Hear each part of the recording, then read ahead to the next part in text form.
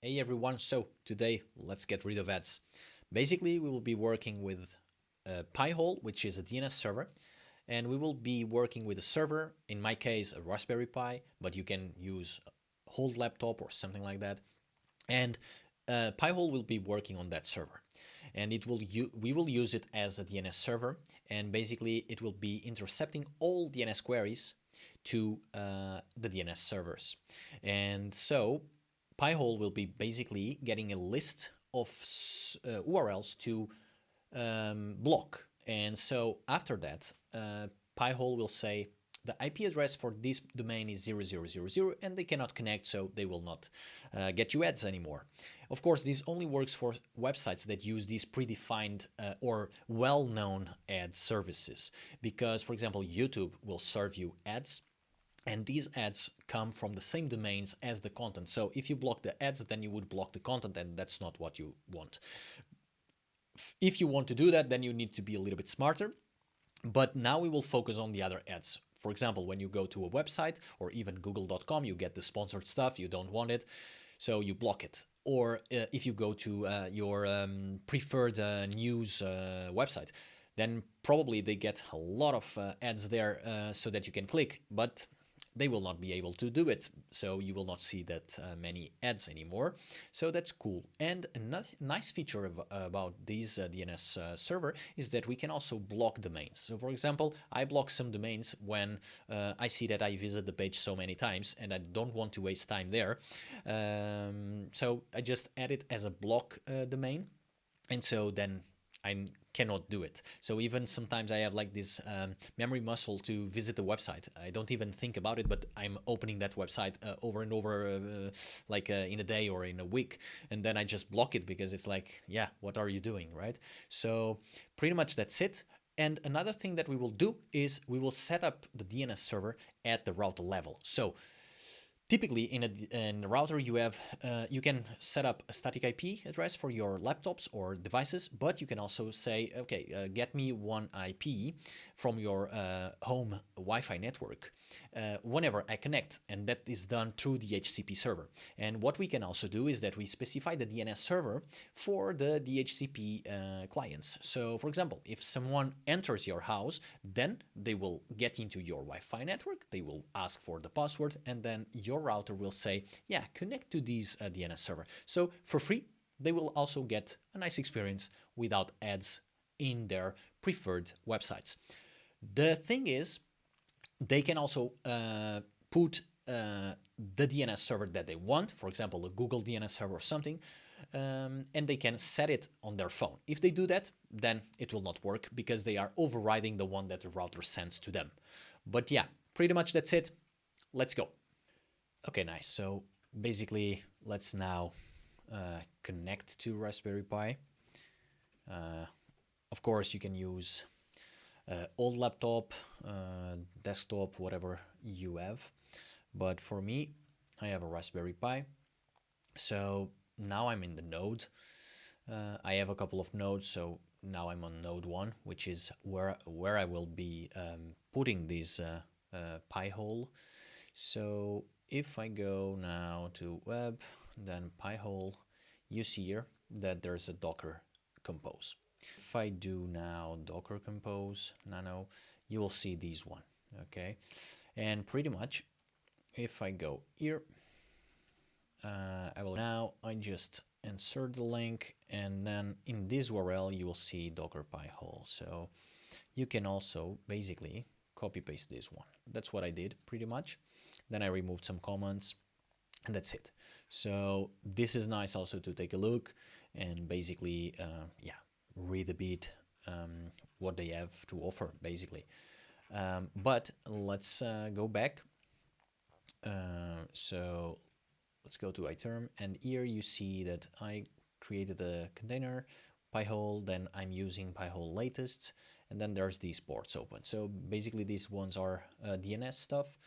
And then this one, they also require that for DHCP server. I'm not using that as my DHCP server, so I just use it for basically DNS. So so that we can block certain URLs that serve ads, basically. So there's like Google Ad Services, and all of these links that provide ads. And they are services, right, that they can provide to others to basically load ads on their pages and then get some money. The thing is, if you block when you request the IP, then they cannot load it. So that's pretty much how it works. You are like putting something in the middle so that you know, okay, this guy is from this link as this URL, so now I'm blocking it. And of course, then Pihole, what it uses basically is a list that someone makes, and then you can just for free use it. And of course they update it, and then yeah, pretty much all URLs are there. So then you block most of the ads. What they started to do is that now, if you go, for example, to YouTube, they serve the ads in the same URLs, so the same endpoints, HTTP or HTTPS endpoints, where they also serve your content. So if you block through DNS, you cannot achieve that, because otherwise you would also block the content, right? So, for example, you would not also see videos or something like that. And then there's this one, which is a mapping between 8888, which is the external port, and then it connects to the 80 port on the Docker container, so the Pi-hole Docker container. So that's basically what you are saying is that, okay, the port 80, where you basically run your HTTP server, the Pi-hole one, then give me map that to the 8888 on the local host. So for example, the my IP is the local one, the node one is 192, 168, 170. And so at this in this port and at that host, then I will get the web interface. So then the TZ is my time zone. I just needed to put my time zone. Then I created a password. And then there's some volumes. Basically what they are saying here in a volume is, okay, the whatever you have on etc Pi-hole in your host, so basically on the 192 and then in the end 70, then map it to inside the Docker container. So this side of the column is always inside the Docker container to this one. And so basically then you can access whatever they set there, and the other way around. And so basically there's also, they basically save some state. So if you restart these Pi-hole, then they will get the state from there. And this one was, it's just required if you use it as a dhcp server, but I just keep it there. And this one just restarts the container if you do not stop. If something happens, then they do that. So now closing this one, what we will do is just do docker compose and then up, and then we should basically download everything, and then we can go to Pi-hole dashboard. Okay, so now I want to go to 70 and then 88888 admin, and then here you see you can log in now. So you have to put the password and then remember me for 7 days. Yeah, it's also fine. Login, and here you see, not now. Basically, you see now nothing happens, right? You just have this one, and then you need to basically set up the whole thing. So now you have a server, which is also a DNS server at this port. So the 53 port will be your DNS server, and the 8888 is just the dashboard. So here you can see the whatever it's blocked, total queries, percentage blocked, and all of that. And then if you go a little bit to this one, so the add lists, you can see now that there's a list loaded. Of course, you can also search for lists on the web. I will use the one that they put here. For now, it's fine, but you can also search for these kind of lists. And those lists, basically what they contain is all the hosts and the URLs or endpoints, whatever, the HTTP ones that websites or apps use to get content. So to get the ads, basically. So now this is the one which is nice, but you can also search. And here you can disable, for example, if you want to disable the blocking, then you can say indefinitely for 10 seconds, whatever, you can disable it, and then you need to enable it again in the same button. So for example, if I say indefinitely, now I need to click. Sometimes by mistake you can do it and then you don't know why it's here. You need to enable it again. Then what do I need to do also? I want to explain. So the local DNS is also a nice feature. So basically what you can do here is I can say pihole and then home, something like that. And then here I can say 68.170. So now if I add that, and of course, if we are using the DNS server, then pihole.home will be this one. So to test that, let's go now to Wi-Fi settings. And let me try go some details and then DNS, and then here I want to edit specifically here. So the ones that were there came from the dhcp server because I'm connected through Wi-Fi. Now I'm overriding my DNS here directly. So I'm pointing to the 70.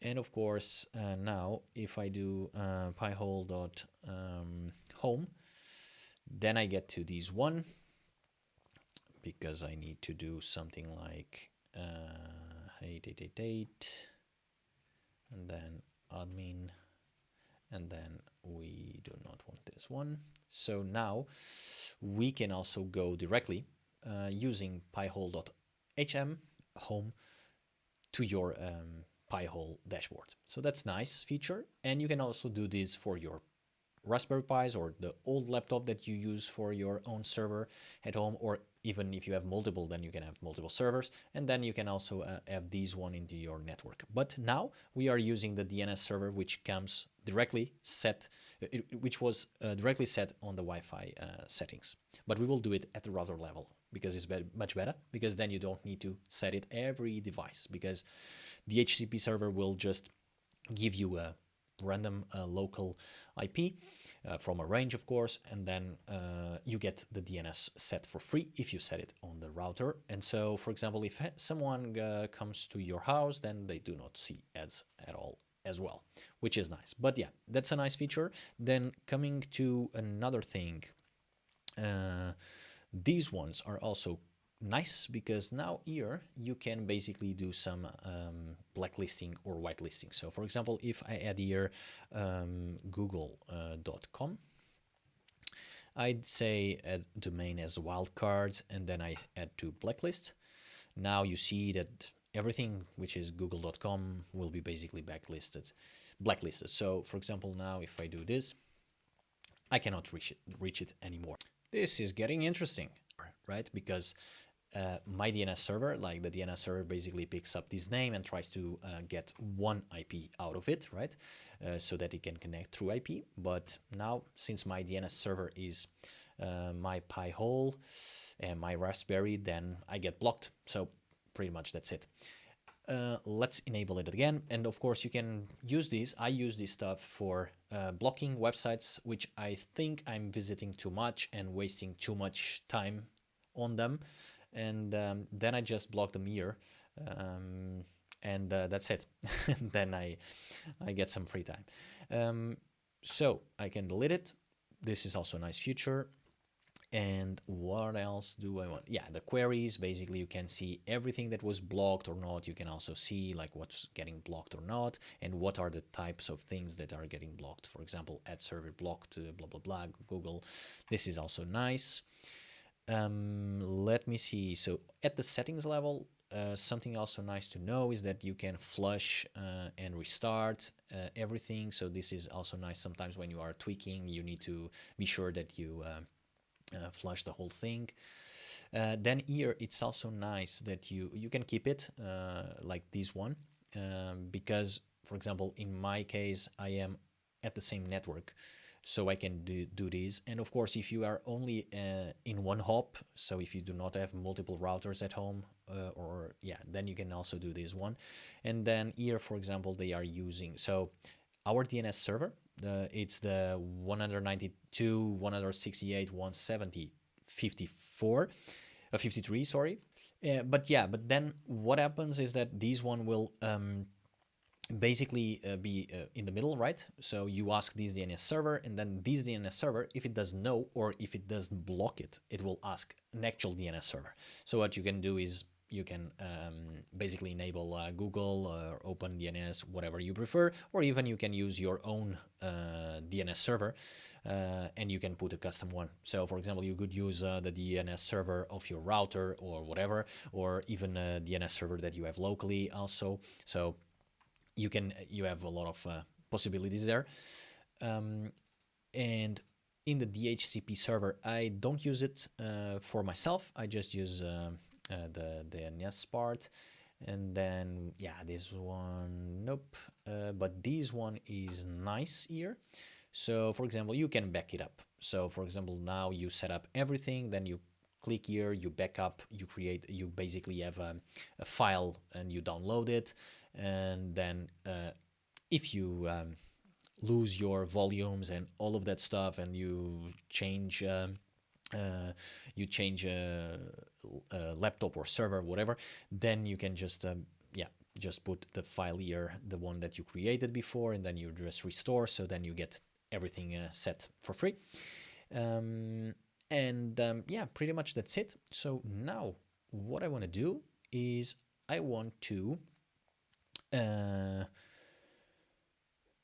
set the DNS server, the Pi-hole one, from my router, right? So what I will do is I go to my router, one of them, and this one is still using the default. Yeah, it's a nice router, even though it's a old one. So then, yeah, takes a bit, but I'm using the TP-Link one, so the dashboard and all of that. So it's not a flashed one. And then I go to advanced, and here in the network layer, I can go to DHCP server.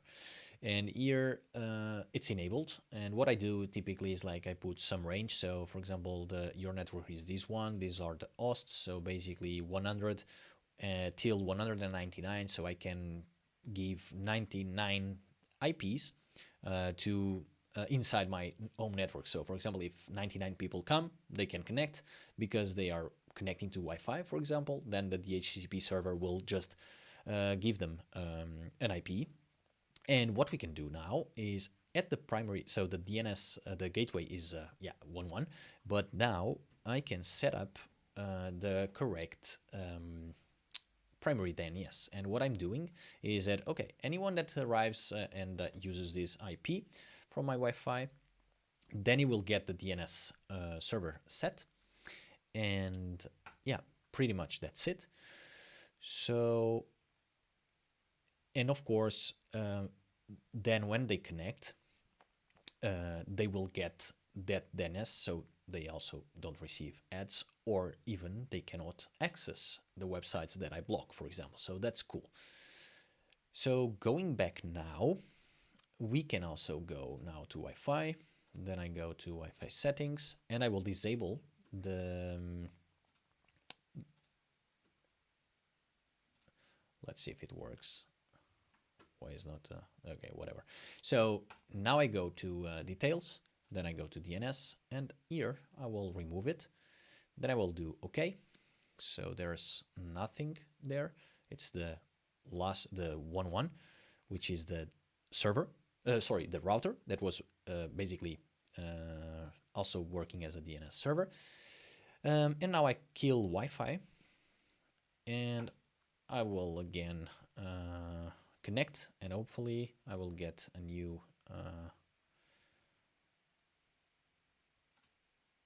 let's see, and then we should see. It's taking a bit.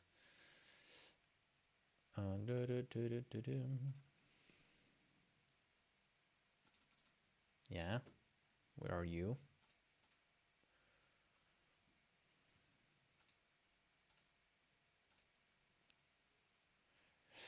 Okay, so now in the settings one, I will get this. So you actually get the 170. So now for free, right? I didn't set it, and I still got it. And still, what I want to do is, for example, I will set again the local DNS. No, sorry, the where is it? Domains. Yep. And then let's do google.com.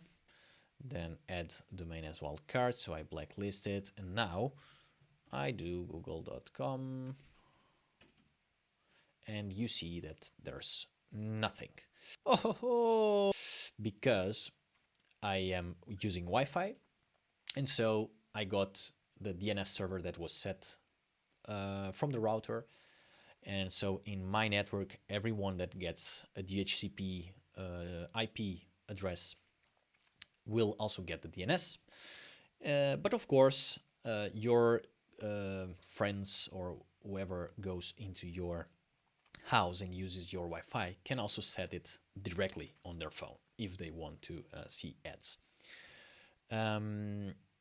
So yeah, that's the nice thing. And now what I also want to show you is that if I go to .com, I cannot, of course, but now let's disable it again. And for example, this. And what I want to do is I go to google.com. Now I can go. And let's say best VPNs, for example. You see this sponsored stuff here, right? Now, if I click it, I cannot do it, right? Because I'm eating Google ad services.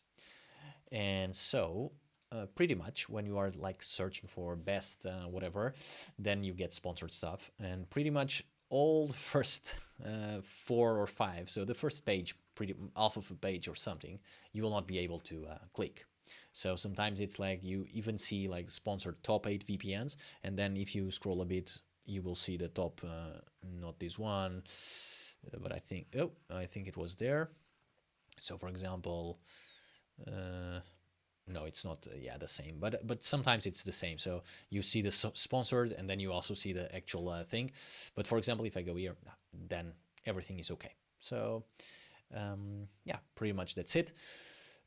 So we set pihole, we spin up a Docker container inside your server. If it is a laptop, old laptop, you can always do it. You can also just put your personal computer always on, and then you also have your server pretty much working every day. And you can also basically use it as your DNS server, or you can buy a Raspberry Pi, which is also relatively cheap, and you can also experiment with other stuff. So basically now what we did was we set up Pi-hole. We saw basically all of the features that they have, more or less, and we understood that we can set the DNS server at our PC or laptop, and we can also set it at the router level. And so basically you can just create this Pi-hole server, and in your Raspberry Pi, or if you have a whole laptop, or even in your own personal computer, but you need to keep it always on. But that's nice because yeah, Raspberries, for example, are relatively cheap, so you can buy one just to experiment with other stuff. We can do everything there. It's kind of a small computer, right? So that's nice. But there's one thing, which is these 192, 168, 170 is one IP address.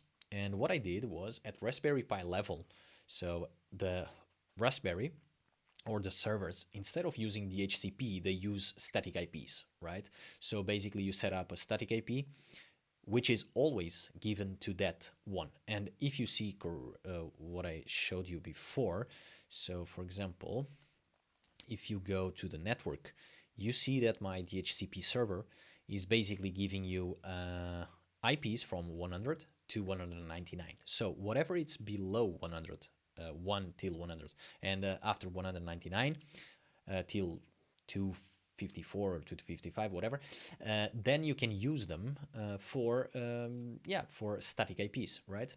So your servers, if it's not your personal computer or whatever, if you are using Raspberry, you just need to go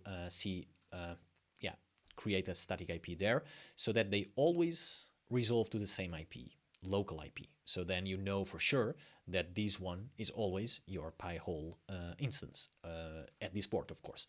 Or in another port, you can put another service. So that's nice. But yeah, so that would be the idea. And of course, after that, then you know, for example, if you go to the local DNS, then you can also always use this one. So you create a pihole.home, then you target this IP. But if it's a DHCP server, and if you restart your Raspberry Pi, for example, and if you are using DHCP to get the IP, then you will get one random from 100 till 199 in my case. And so then you need to always check what's your DNS, and then you need to go to your router and also change the DNS that you are providing to your DHCP clients. So static IP is the way to go. And of course, if you have a Mac as a server or a PC, a Windows, or a Linux, that's a little bit different to set up. Maybe I will address that in a future video. But let me know if you want. I can dive into it. But yeah, that's it. Cool. So if you made it this far, no more heads at your home network, which is also nice when friends come by. There's also a nice feature, which is now you can give names to your local IPs. So for example, if you have multiple servers, then you don't need to remember anymore 192 and 168.1.70 or whatever. You can just use the name, right? So that's much easier to remember as you remember Google or something like that. And of course, you can always enable or disable the blocking. You can block or whitelist domains. So 3 things pretty much for free and in less than 30 minutes or so. Yeah, that's it. So if you have any thoughts or ideas or recommendations or questions, please drop them in the comments down below. Till next time, keep in the loop.